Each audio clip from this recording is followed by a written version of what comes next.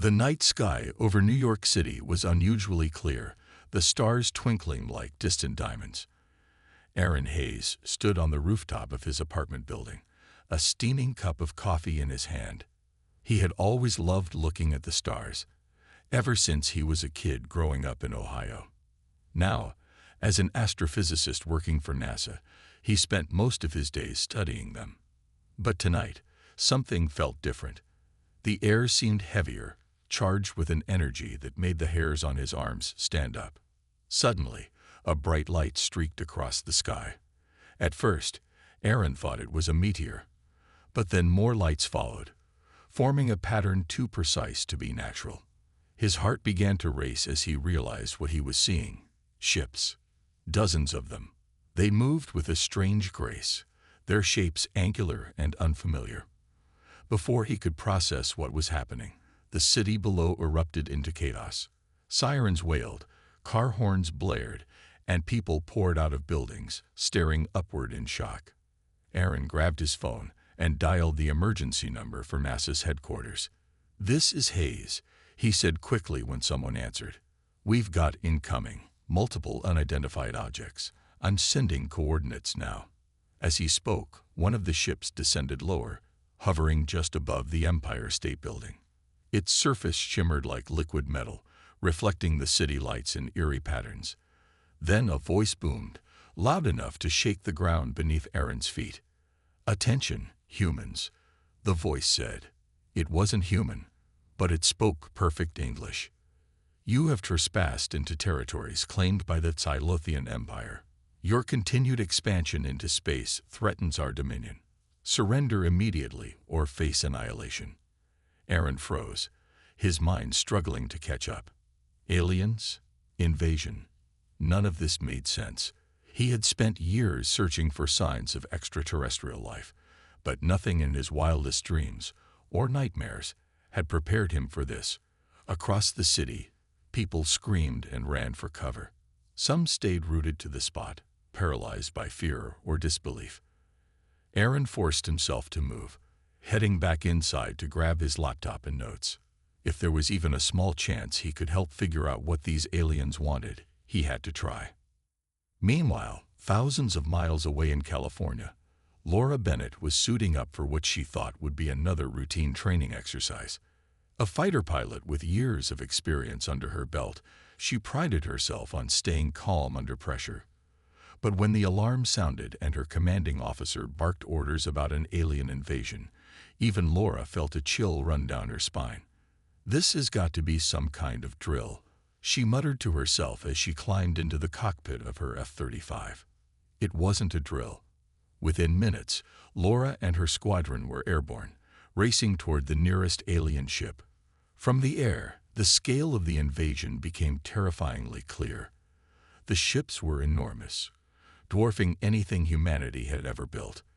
Their surfaces glowed faintly, pulsing with an otherworldly energy.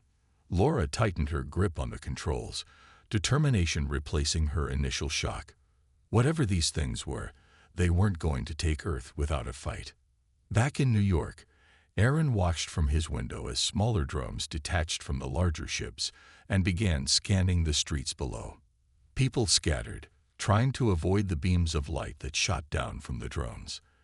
Aaron knew he should leave, find somewhere safe, but curiosity held him in place.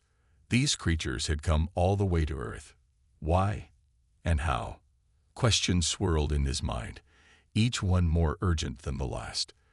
Little did he know, those questions would soon become the key to humanity's survival or its downfall. Aaron didn't stay on the rooftop for long. The sound of explosions in the distance snapped him out of his daze. He grabbed his laptop, a notebook filled with equations, and a jacket before rushing out of his apartment. The streets were chaotic, people running in every direction, cars abandoned in the middle of intersections, and emergency vehicles racing past with sirens blaring. Aaron kept his head down, clutching his belongings tightly as he made his way toward the subway station. He had been summoned to Washington, D.C., where NASA was setting up an emergency task force to deal with the alien threat. When Aaron arrived at the headquarters, he was surprised to find it buzzing with activity. Scientists, engineers, and military personnel were gathered in conference rooms, shouting over one another as they tried to make sense of the situation. Aaron was directed to a small office where Rachel Carter, a linguist with sharp eyes and a no-nonsense attitude, was already waiting. "You're Hayes?" she asked, glancing up from a stack of papers. Aaron nodded, and she gestured for him to sit. "We've got a lot of work to do." Rachel explained that her job was to decode the language used by the aliens in their broadcast. "It's not just about translating," she said. "We need to understand their mindset, their culture, anything that might give us an edge." Aaron listened intently, jotting down notes. He had always worked with numbers and theories, but this was different. This was raw, real-world urgency, and it weighed heavily on him. While Aaron and Rachel dove into their work, Laura Bennett was preparing for her first encounter with the invaders. Her squadron had been ordered to test the aliens' defenses, though everyone knew it was a suicide mission. Still, Laura refused to let fear take over. She strapped into her fighter jet, her hands steady on the controls, and took a deep breath. "Let's see what these things can do," she muttered under her breath as her team soared into the sky. The alien ship loomed ahead, its surface shimmering like oil on water. Laura's heart pounded as she approached, her finger hovering over the trigger. She fired a missile, watching as it streaked toward the ship, and dissipated harmlessly against an invisible barrier. "Shields," she said through gritted teeth. "They've got shields." Her squadron launched more attacks, but the results were the same. The aliens didn't retaliate immediately, almost as if they were toying with them.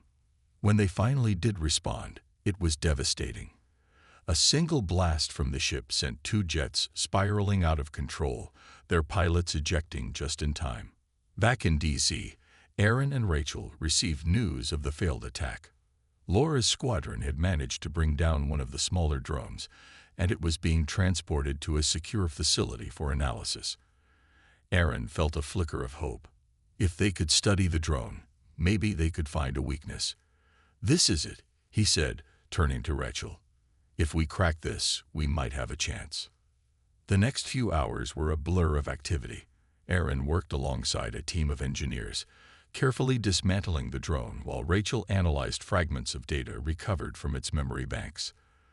The technology was unlike anything they had ever seen, advanced beyond comprehension. But buried deep within the code, Aaron noticed something unusual. A repeating pattern, a specific frequency that seemed to interact with the drone's systems. He shared his findings with the team, and together, they theorized that this frequency could disrupt the aliens' energy shields. As dawn broke over the horizon, Aaron stepped outside for a moment of fresh air. The city was eerily quiet, the usual hum of life replaced by an ominous stillness. He thought about Laura, wondering if she was safe. He thought about the millions of people counting on him and his team to find a solution. And he thought about the aliens who had come so far to wage war on a species they barely understood. For the first time, Aaron felt the weight of responsibility pressing down on him. They had picked a fight with Earth, but humanity wasn't going down without a fight. Aaron stared at the screen in front of him, his eyes bloodshot from hours of staring at lines of alien code. The team had been working non-stop since the drone arrived, and they were finally starting to make progress. The frequency Aaron had discovered seemed to be a key component of the alien shield technology. If they could replicate it and broadcast it on a larger scale, they might be able to disable the shields long enough to strike back. But turning theory into practice was easier said than done. Rachel sat across from him, her face pale with exhaustion. She had been analyzing fragments of the aliens' language, piecing together bits of their message. "They're not just here to conquer," she said suddenly, breaking the silence. Aaron looked up, surprised. "What do you mean?" he asked. Rachel pointed to her notes. "Their words. They keep talking about dominance and order. It's like they see us as a threat to their way of life. Maybe we've been expanding into space too fast for their liking." Aaron frowned. "So they think blowing us up is the answer," he muttered. Rachel shrugged. "Maybe they don't know any other way. Or maybe there's more to this than we realize. Her words lingered in the air, adding another layer of complexity to an already overwhelming situation. Aaron shook his head, trying to focus. They didn't have time to speculate about alien motivations. What mattered now was finding a way to fight back. Meanwhile, Laura was back at Edwards Air Force Base, briefing her squadron on the new strategy. The scientists had sent over detailed instructions for modifying their aircraft to emit the frequency that could disrupt the alien shields. It was risky. No one knew how effective it would be, but it was the best chance they had.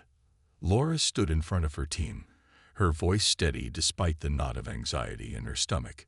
"This isn't just about us," she said. "It's about everyone out there who's counting on us to protect them. We hit hard, we hit fast, and we don't stop until we take them down." The next morning, Laura led her squadron into the sky once again. This time, they approached the alien ships with a new sense of purpose. As they closed in, Laura activated the modified system in her jet. A low hum filled the cockpit as the frequency began to broadcast. For a moment, nothing happened. Then one of the smaller ships flickered. The shield around it wavered and disappeared. "It's working," Laura shouted into her radio. Her team seized the opportunity, launching missiles at the exposed ship. It exploded in a brilliant flash of light, sending shockwaves through the air. Back in D.C., Aaron watched the live feed of the attack with bated breath. When the ship went down, the room erupted into cheers. For the first time since the invasion began, there was a glimmer of hope. But Aaron knew this was only the beginning. Disabling one ship wasn't enough. They needed to scale up the technology if they wanted to stand a chance against the entire fleet. The team worked tirelessly, refining the frequency emitter and figuring out how to mass produce it. Aaron barely slept, surviving on coffee and adrenaline. Rachel stayed by his side, helping wherever she could. Together, they became a well-oiled machine, driven by the knowledge that every second counted. Outside, the world was falling apart. Cities were being destroyed, and millions of people were displaced. But inside the lab, Aaron and Rachel focused on one thing: giving humanity a fighting chance.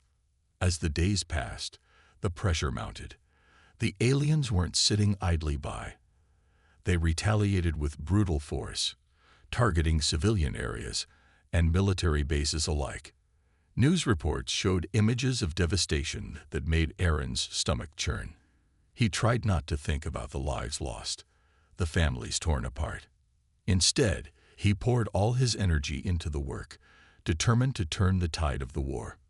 One night, as Aaron sat alone in the lab, Rachel walked in carrying 2 cups of coffee. She handed him one and sat down beside him. "You can't save everyone," she said softly. Aaron sighed, running a hand through his messy hair. "I know," he replied, "but I have to try."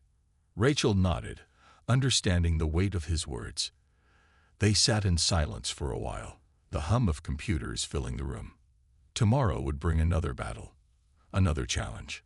But for now, they allowed themselves a moment of quiet, drawing strength from each other as the war raged on outside. The success of Laura's squadron gave humanity a much-needed boost, but it also came at a cost. The aliens had noticed the shift in tactics and began adapting quickly. Their ships started deploying countermeasures, scrambling the frequency that had worked so well before. Aaron and his team scrambled to stay one step ahead, tweaking the technology and finding new ways to exploit the aliens' weaknesses. But for every small victory, there were setbacks, ships lost, lives sacrificed, and cities reduced to rubble. Laura became a symbol of resistance, her name whispered in bunkers and broadcast over news channels. People looked to her as proof that humanity could fight back, even against an enemy as powerful as the Tylothians. But inside, Laura felt the weight of every decision she made. She replayed each mission in her mind, wondering if she could have saved more pilots, avoided more casualties. The faces of those she had lost haunted her dreams, and she often woke up gasping for air, clutching her blankets like they were the controls of her jet. Despite the growing pressure, Laura pushed herself harder than ever. She trained her squadron relentlessly, drilling them on guerrilla tactics designed to hit the aliens where it hurt most. Instead of going after their massive warships, they targeted smaller, isolated vessels, supply ships, reconnaissance drones, anything that kept the alien fleet running smoothly. These hit-and-run attacks didn't win the war, but they chipped away at the invaders' resources and forced them to spread thin. One night, Laura led a daring raid on an alien supply depot orbiting Earth. It was a risky operation. Getting close enough to disable the shields required flying through a gauntlet of enemy fire, but Laura knew it was worth the risk. If they could destroy the depot, it would cut off the aliens' access to vital materials and deal a major blow to their operations. As her squadron approached the depot, Laura's heart pounded in her chest. "Stay sharp," she said into her radio. "We only get one shot at this." The plan worked better than expected. Using the modified frequency emitters, Laura's team disabled the depot's shields just long enough to launch their missiles. The explosion lit up the sky, a fiery burst that sent shockwaves rippling through space. Laura's squadron cheered, but she didn't let herself celebrate. There was no time. They had to get back to base before the aliens regrouped and retaliated. Back in DC, Aaron watched footage of the attack with mixed emotions. He felt a surge of pride, knowing that his work had helped make it possible, but he also couldn't shake the guilt gnawing at him. Every piece of alien tech they studied, every breakthrough they achieved, came at a cost. The drone they had captured months ago had been brought down by a missile that killed its pilot. The frequency emitter they were using now had been refined through trial and error, with real lives on the line. Aaron stared at his hands, wondering how many deaths he was indirectly responsible for. Rachel noticed his distress and sat down beside him. "You're not a soldier, Aaron," she said gently. "You're doing everything you can to help. That's all anyone can ask of you." Her words offered some comfort, but Aaron still struggled to reconcile his role in the war. He wasn't the one pulling the trigger or flying the jets, but he knew his contributions were just as crucial and just as deadly. As the days turned into weeks, humanity's resistance grew stronger. More squadrons adopted Laura's guerrilla tactics, striking at the aliens' weak points and forcing them to divert resources to protect their assets. Civilians rallied behind the fighters, organizing supply drives and volunteering in shelters. Even in the darkest moments, there was a sense of unity, a shared determination to survive. But the aliens weren't backing down. Commander Vorak, the leader of the invasion force, seemed to grow more ruthless with each passing day. His ships launched relentless assaults on Earth's cities, targeting hospitals, schools, and power grids. Millions of people were displaced, fleeing to underground bunkers or remote areas in search of safety. The world was changing rapidly, and Aaron, Laura, and Rachel knew they were running out of time. The war was far from over, and the stakes had never been higher. The turning point came on a cold, gray morning.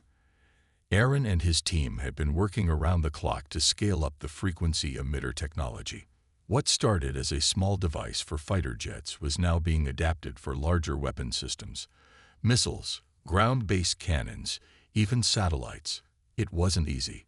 The alien shields were stronger on their bigger ships, and the frequency needed to be fine-tuned for each type of vessel. But Aaron refused to give up. He knew this was humanity's best shot at evening the odds. Laura was called into a high-level meeting at Edwards Air Force Base. Military leaders from around the world had gathered to plan a massive counterattack. The goal was simple but daunting. Cripple one of the Silothian's largest dreadnoughts, a monstrous ship that served as both a weapon and a command center. If they could take it down, it would send a clear message to the invaders that Earth wasn't going to roll over and die. Aaron was summoned to the same meeting via video call. His face appeared on a large screen as he explained how the new technology worked. "We've tested it on smaller ships," he said, his voice steady despite his exhaustion. "It'll work on the dreadnought, but we need precision. One mistake, and they'll adapt again." Laura listened carefully, her mind racing with strategies. She knew this mission would be dangerous, perhaps the most dangerous one yet, but she also knew it was necessary. The attack was scheduled for the next day. Laura spent hours briefing her squadron, going over every detail of the plan. They would approach the dreadnought in waves, using the frequency emitters to disable its shields layer by layer. Once the shields were down, bombers would deliver the final blow. It was a risky strategy, but it was the only one they had. As Laura dismissed the team, she pulled aside her closest wingman, a young pilot named Chris. "Stick close to me out there," she said. "We're not losing anyone today." The next morning, the sky was eerily calm as Laura led her squadron into the air. The dreadnought loomed in the distance, its size almost incomprehensible.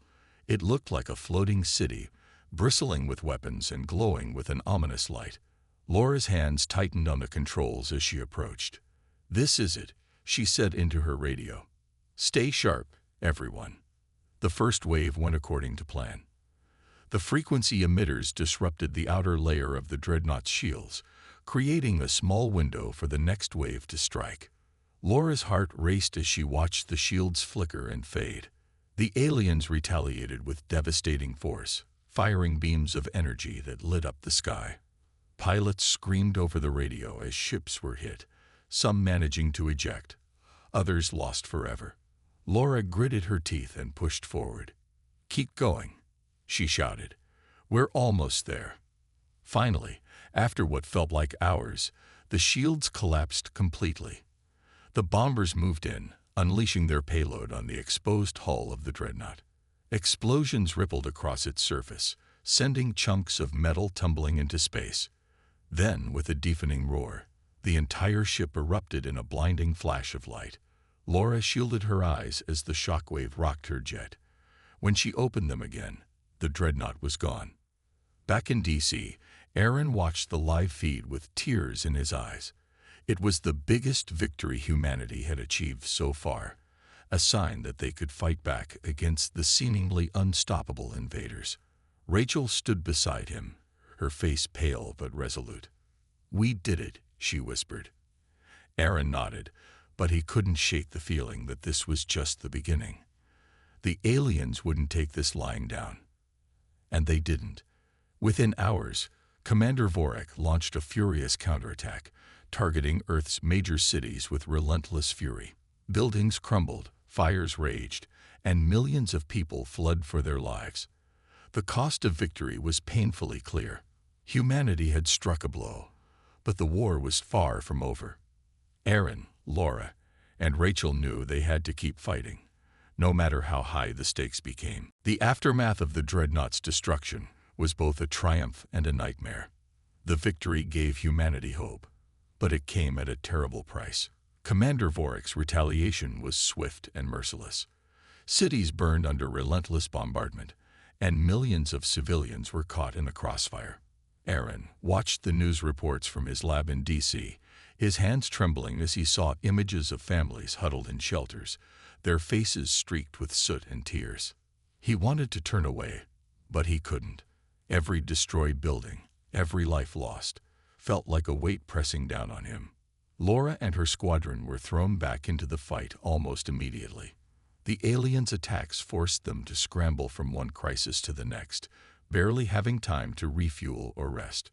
Laura's voice grew hoarse from shouting orders over the radio, and her body ached from hours spent strapped into the cockpit.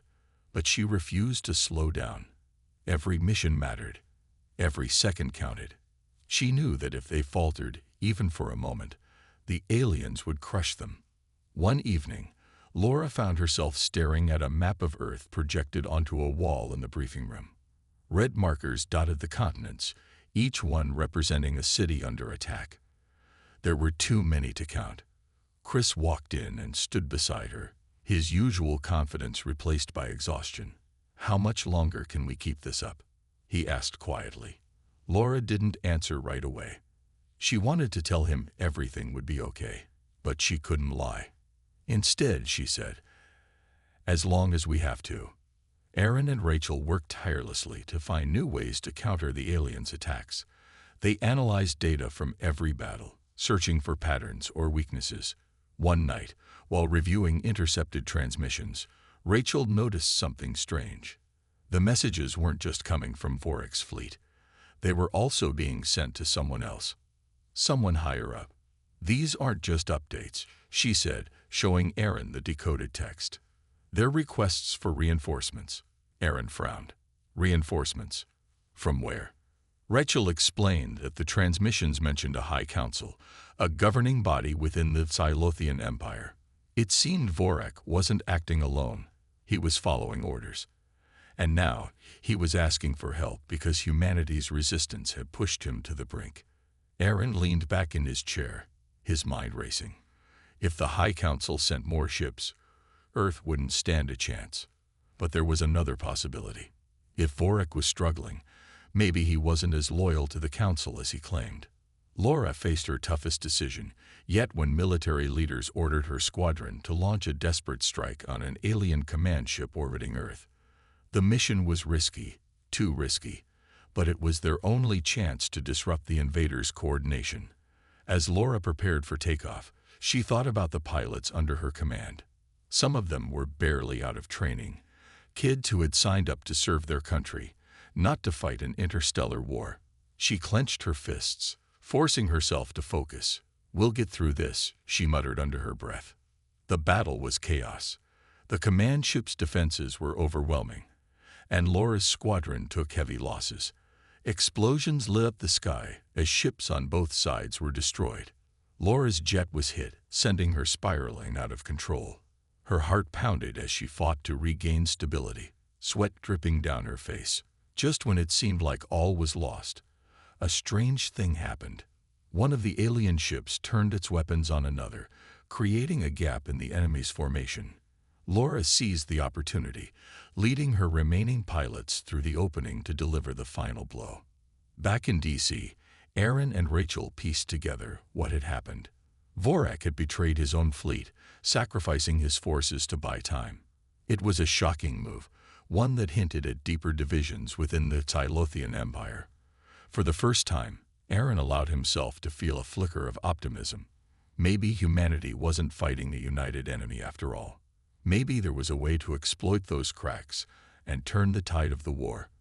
But as he looked at the map of Earth, still covered in red markers, he knew the hardest battles were yet to come. Aaron and Rachel spent hours poring over the intercepted transmissions, trying to make sense of what they had discovered. The more they analyzed the data, the clearer it became. Commander Vorek wasn't just losing the war. He was being set up to fail. The High Council had sent him on this mission knowing it was a gamble, and now that things were going badly, they were planning to replace him with someone more ruthless. Vorek's betrayal during the battle hadn't been random. It was a desperate move to save himself and his loyalists from being wiped out by his own people. Rachel leaned back in her chair, rubbing her temples. "This changes everything," she said quietly. Aaron nodded, his mind racing. If Vorek was willing to turn against his own empire, maybe there was a chance to negotiate with him. It was a risky idea, but humanity didn't have many options left. "We need to talk to him," Aaron said finally. Rachel raised an eyebrow. "You think he'll listen?" she asked. Aaron shrugged. "If he doesn't, we're no worse off than we were before." The decision to reach out to Vorek wasn't made lightly. Military leaders argued fiercely about whether it was worth the risk, but in the end, they agreed to try. Aaron was tasked with helping draft the message, using the fragments of alien language Rachel had decoded. The words were simple but direct. "We know you've been betrayed. We can help you if you help us." It felt strange, almost surreal, to be communicating with the enemy like this. But Aaron reminded himself that this wasn't just about survival. It was about finding any way to end the destruction. To everyone's surprise, Vorek responded. His message was cautious but clear. "Prove your intentions." That was all he said, but it was enough. Aaron and Rachel worked quickly to put together a plan.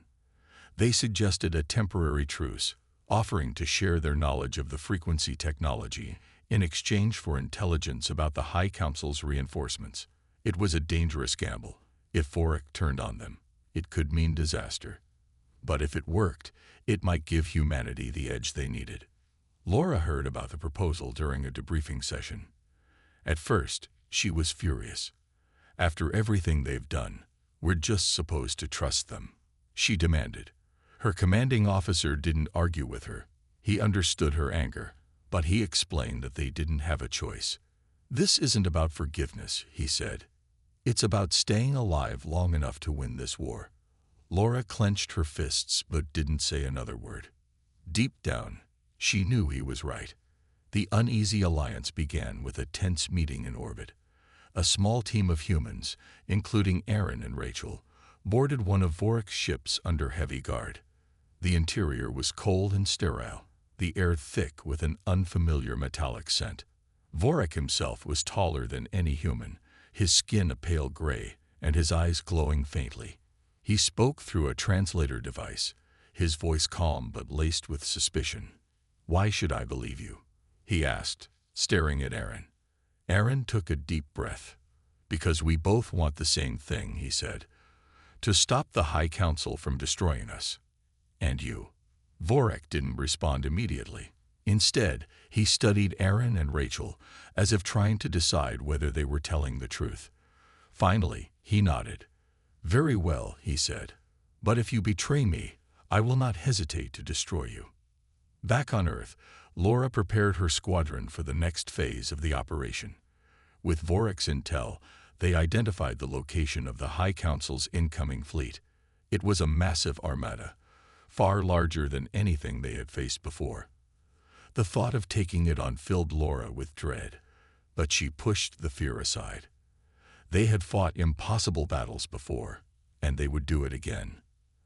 As the days passed, Aaron struggled with guilt over the alliance. He knew some people would see it as a betrayal, a sign of weakness.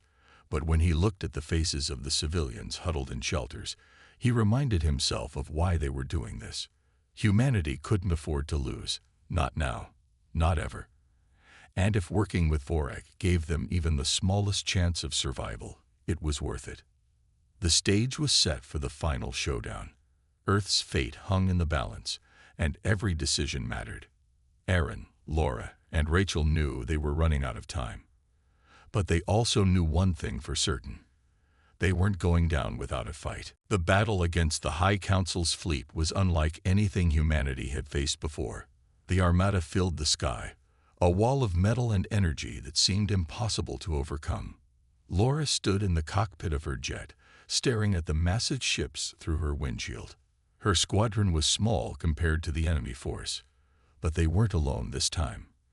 Vorik's loyalists had joined the fight, their ships weaving through the chaos alongside Earth's fighters. It was an uneasy alliance, but for now, they shared a common goal: stopping the High Council. Aaron and Rachel monitored the battle from mission control, their screens filled with live feeds from cameras mounted on the jets. Aaron's hands hovered over his keyboard as he coordinated the attack, relaying instructions to both human pilots and Siluthian crews. Communication was difficult. Vorik's people spoke in bursts of alien code that Rachel had to translate quickly. But they made it work. "We're holding our own," Aaron said, though his voice betrayed his tension. "For now." Laura led the charge, her jet darting through the battlefield like a streak of lightning. The frequency emitters were working better than ever, thanks to refinements Aaron's team had made. She targeted one of the larger ships, disabling its shields just long enough for Vorik's forces to strike. Explosions lit up the void as alien vessels collided and broke apart. But the High Council's ships kept coming, wave after wave of them, relentless and unyielding. Chris flew close to Laura, his voice crackling over the radio. "They're not stopping," he shouted. Laura gritted her teeth, her knuckles white on the controls. "Keep moving," she yelled back. "We can't let them break through." The turning point came when Vorik himself entered the fray. His flagship, a sleek and deadly vessel, tore through the enemy lines like a blade. He targeted the High Council's command ship, unleashing a barrage of weapons that shook the entire battlefield. The humans watched in awe as the massive ship buckled under the assault. "He's going for their leader," Rachel said, pointing at the screen. Aaron nodded, his heart pounding. If they could take out the command ship, the rest of the fleet might fall into disarray. But the High Council wasn't going down without a fight. Their ships surrounded Vorek's flagship, firing everything they had. The flagship's shields flickered, dangerously close to failing. Laura realized what Vorek was about to do before anyone else. "No," she shouted into her radio. "Don't do it." But Vorek didn't hesitate. With a final, devastating blast, he rammed his ship directly into the command vessel. Both ships exploded in a blinding flash of light, sending shockwaves through space. The battlefield fell silent for a moment as everyone processed what had happened. Vorek was gone, his sacrifice sealing the fate of the High Council's fleet. Without their leader, the remaining ships began retreating, scattering into the void. Laura stared at the wreckage, her chest tight with emotion. She hadn't trusted Vorek, but she couldn't deny what he had done. He had given humanity a chance to survive. Back in Mission Control, Aaron and Rachel sat in stunned silence. The screen showed the remnants of the alien fleet disappearing into the distance. For the first time in months, there was hope. Aaron leaned back in his chair, letting out a shaky breath. "We did it," he whispered. Rachel nodded, tears in her eyes. "Yeah," she said softly, "we did." But the victory came at a cost. Cities across Earth lay in ruins, and millions of lives had been lost. As Laura landed her jet and stepped onto the tarmac, she was greeted by cheers from the ground crew. She forced a smile, but inside, she felt hollow. The war might be over, but the scars would remain. For her, for Earth, and for everyone who had fought. Aaron and Rachel knew the work wasn't finished. They still had to deal with the aftermath, to rebuild and recover. But for now, they allowed themselves a moment of quiet relief. Humanity had survived against all odds, proving that even in the face of overwhelming odds, they could find a way to endure. And as the sun rose over a battered but hopeful Earth, Aaron reminded himself of one thing.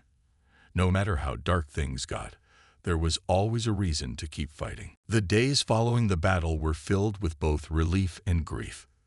The immediate threat was gone, but the damage ran deep. Cities that had once been bustling centers of life were now piles of rubble. Families wandered through the ruins, searching for loved ones or any sign of their former lives. Laura walked through the streets of Los Angeles, now a shadow of its former self, helping distribute supplies to survivors.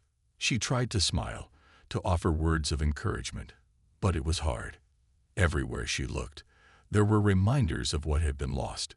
Aaron returned to his lab in Washington, D.C., but he couldn't focus. The weight of everything that had happened pressed down on him. He thought about Vorek's sacrifice, about the pilots who hadn't made it back, about the millions of people who had died because of the war. Rachel found him sitting alone in the dimly lit room, staring at a blank screen. "You can't blame yourself," she said softly, pulling up a chair beside him. Aaron shook his head. "I know," he replied, "but it doesn't make it easier." Together, they began sifting through the data left behind by the Xylothians. Vorek's ships had sent over files before retreating, offering insights into their technology and culture. It wasn't much, but it was a start. Aaron and Rachel worked alongside other scientists and engineers, trying to piece together how humanity could rebuild. They focused on repairing communication satellites, restoring power grids, and developing new ways to protect Earth from future threats. Every small success felt like a step toward healing. Laura decided to leave active duty after weeks of pushing herself to the limit. Flying missions had been her life, but now it felt wrong to keep going as if nothing had changed. She moved back to her hometown in Colorado, where she spent her days volunteering at shelters and talking to kids who dreamed of becoming pilots like her. She told them stories of bravery and teamwork, emphasizing the importance of protecting one another. But at night, when she was alone, she often replayed the battles in her mind, wondering if she could have done more. Around the world, People came together to rebuild. Construction crews worked tirelessly to clear debris and erect temporary housing. Farmers planted crops in fields that had been scorched by alien weapons, determined to feed the survivors. Teachers held classes in tents, ensuring that children didn't fall too far behind. It wasn't easy, but slowly communities began to heal. People shared what little they had, finding strength in each other during the darkest times. Meanwhile, Aaron and Rachel traveled to the United Nations to present their findings about the Tylothians. Standing before a room full of diplomats and leaders, Aaron explained how the aliens' internal divisions had played a role in the war. "They weren't united," he said, "and that gave us a chance to fight back."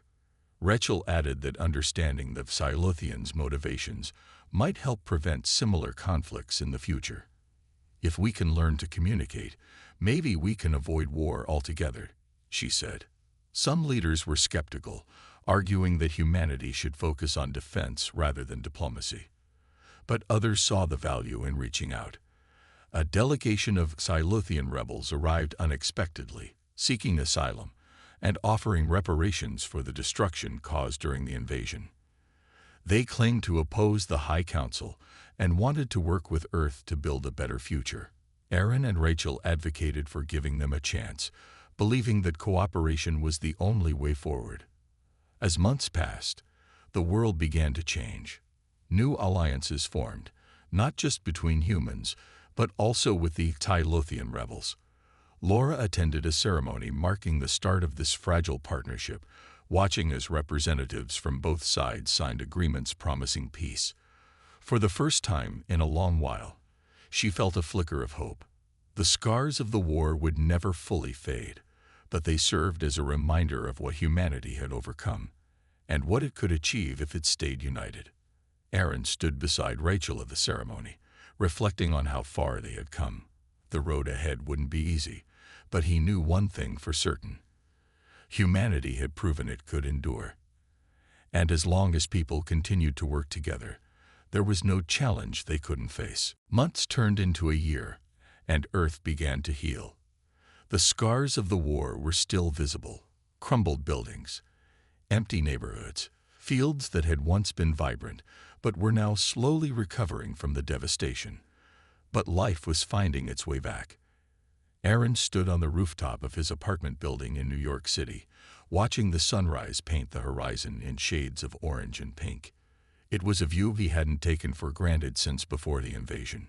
He thought about everything that had happened: the battles, the sacrifices, the moments when it felt like all hope was lost, and how far humanity had come since then.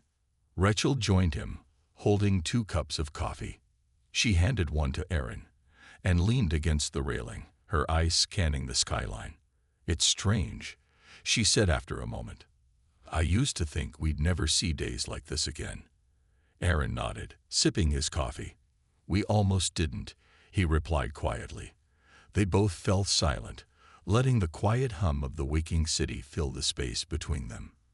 For the first time in a long while, they allowed themselves to feel something other than urgency or fear: peace.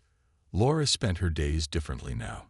She no longer flew jets or led squadrons into battle, but she stayed connected to the fight in her own way. She traveled across the country, speaking at schools, community centers, and military bases about resilience and unity. Her stories inspired people, young and old, to believe in the strength of humanity. But it wasn't just about looking back. Laura also talked about the future. She encouraged people to dream bigger, to imagine a world where humans and aliens could coexist without fear or hatred. At the United Nations headquarters, negotiations between Earth's leaders and the Tylothian rebels continued. Progress was slow, often frustrating, but there were breakthroughs. Aaron and Rachel played key roles in bridging the gap between the two species, using their knowledge of Tylothian technology and language to foster understanding. They weren't perfect mediators. There were moments of tension, arguments that threatened to derail the talks, but they kept pushing forward. "Patience is the hardest part," Rachel admitted one evening as she reviewed documents with Aaron. "But it's worth it." The Xylothian rebels proved to be valuable allies. They shared advanced technologies that helped accelerate Earth's recovery efforts, from clean energy solutions to medical advancements. In return, humanity offered them sanctuary and a chance to start over. Together, they worked on projects aimed at rebuilding what had been destroyed, not just physically, but emotionally. Memorials were erected in cities around the world, honoring those who had lost their lives during the war. Each one carried the same message: never forget, but always look ahead. One evening, Aaron and Rachel attended a gathering at Central Park, where thousands of people had come together to celebrate the anniversary of the war's end.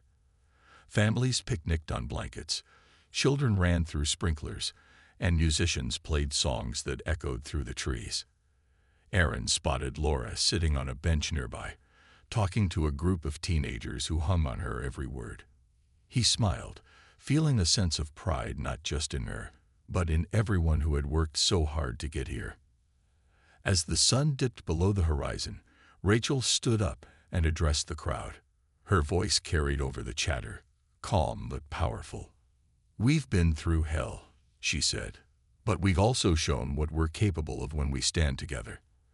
Let this be a reminder that even in the darkest times, there's always light if we're willing to find it." The crowd erupted into applause, and Aaron felt a lump rise in his throat. Later that night, as the fireworks lit up the sky, Aaron reflected on the journey. Humanity had faced an enemy unlike any other and emerged battered but unbroken. Mistakes had been made, lives had been lost, and trust had been tested, but they had endured. Aaron knew the road ahead wouldn't always be smooth. There would be challenges, disagreements, and moments of doubt. But as long as people chose to work together, to learn from the past and build toward the future, anything was possible. The stars twinkled above, distant and serene. Aaron looked up at them, remembering the boy who had once dreamed of exploring the universe. Maybe someday, he thought, humanity would take its place among the stars, not as conquerors, but as partners. For now, though, he was content to watch the night sky, grateful for the second chance Earth had been given.